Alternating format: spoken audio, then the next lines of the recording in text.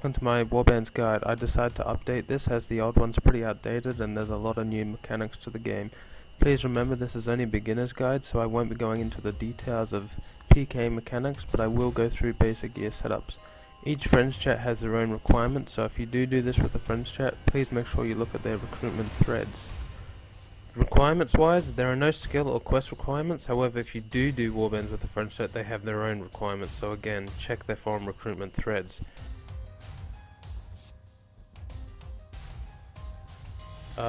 Here's a magic gear setup. Just pause the video if you want to have a look at detailed.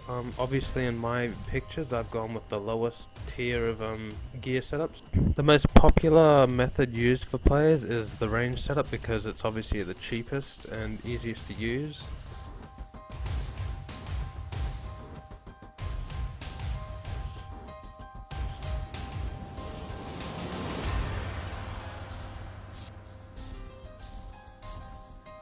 I also highly recommend having the following abilities on your action bar: Anticipation, Freedom and Surge. These will save you a lot when you're being crashed by another friends chat and are just really good to have. I'll quickly show you how to get the various useful items for warbands, such as the world tokens, the spars and the wilderness sword. First off, for the world event tokens, you must have participated in the 2013 events to get one. Talk to the Saradomin priest in Lumbridge Crater or the Bandos priest near Goblin Village to obtain them.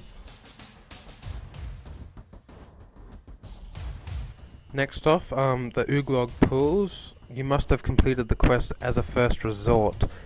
Simply just step inside the pool for the benefits. The first pool, the yellow one, which is the first from the entrance as you go into Uglog, gives a 10% boost to prayer. The next pool, the light blue pool, gives unlimited run energy for 10 to 25 minutes. The last pool is the aqua or the turquoise pool, which gives 15 to 20% life point boost and poison immunity. Next off will be the wilderness sword. Although you can get the sword at lower levels of the wilderness task set, such as easy and medium, it's best to complete the elite task set because you can unlock all the teleports. These include the herb patch teleport, which is unlimited teleports to the herb patch, which is just south of Elm or East Lava Maze, so it's best to use that teleport when going to that camp. The second one is teleport to a warband camp. This will teleport you to any active warband camp, but you can only use it once per day. It's highly recommended to use this for RDI camp or Red Dragon Isle.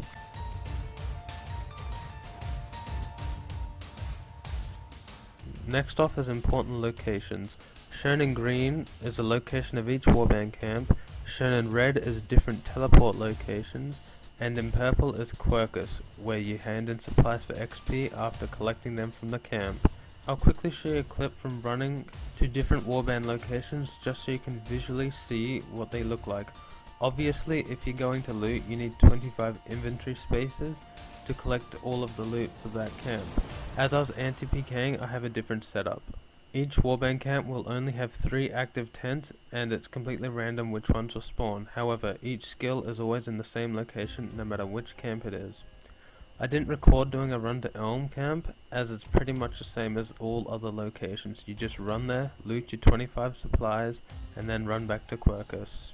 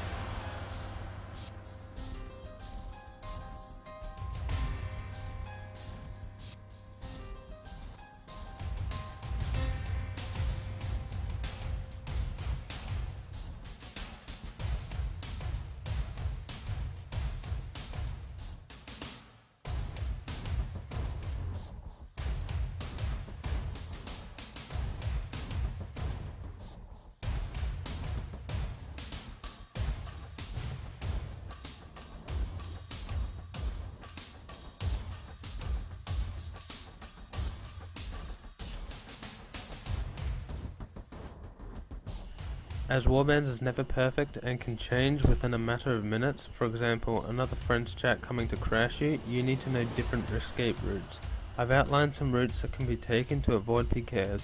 If you're doing Warbands with a friend's chat, listen to the host calls. If they tell you to stand your ground and fight, then do it. Do not run away. The ideal or quickest routes to take are shown in yellow, while the blue paths show what to take if the yellow path is blocked by PKs. The blue paths take a considerable amount longer to get back to Quercus, and the red path is an absolute last resort. The red route would only be taken if the current world you're on is your final world for that wave, and the world happens to become the war world.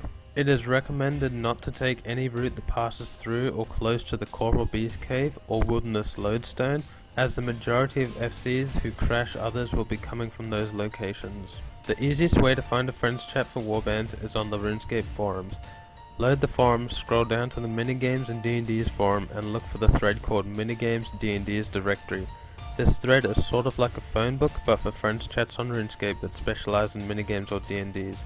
If it's not on the first page, it's bound to be on the second page.